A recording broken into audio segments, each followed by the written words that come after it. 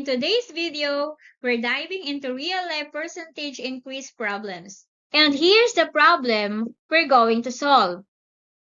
A Mang Inasal branch recorded 85,000 pesos in sales in 1 week.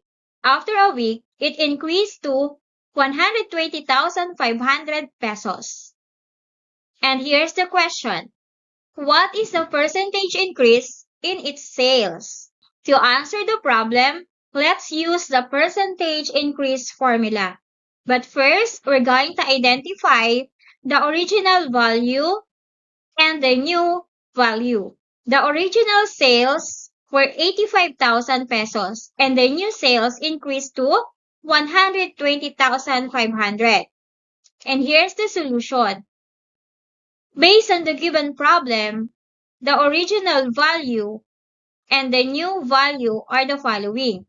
Original value is the original sales, while new value is the new sales. So our original value or the original sales is 85,000 pesos.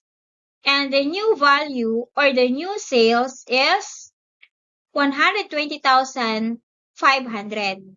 So it increased from the original to the new sales. So since we already know the new value or the new sales and the original value or original sales, we will substitute the known values into the formula to find the answer. New value is 120,500 pesos minus the original value, which is 85,000 pesos divided by the original value, which is 85,000 pesos times 100%.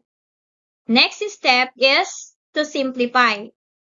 So 120,500 pesos minus 85,000 pesos is equal to 35,500 pesos. So this is the difference between 120,500 and 85,000. And this is what we call the increase. So 35,500 divided by 85,000 pesos times 100%. The next step is to simplify. So 35,500 divided by 85,500 pesos is equal to 0.4176 times 100. To get the percentage increase, we multiply 0.4176 by 100. And the answer is 41.76%, or it is 42%. So the sales increased by 41.76% or 42% in 1 week. This means that compared to the previous week's sales of 85,000 pesos, the new sales amount of 120,500 pesos is 41.76% or 42% higher. So it increased. In other words, the business earned significantly more money than the previous week, an increase of nearly half of the original amount in just 1 week.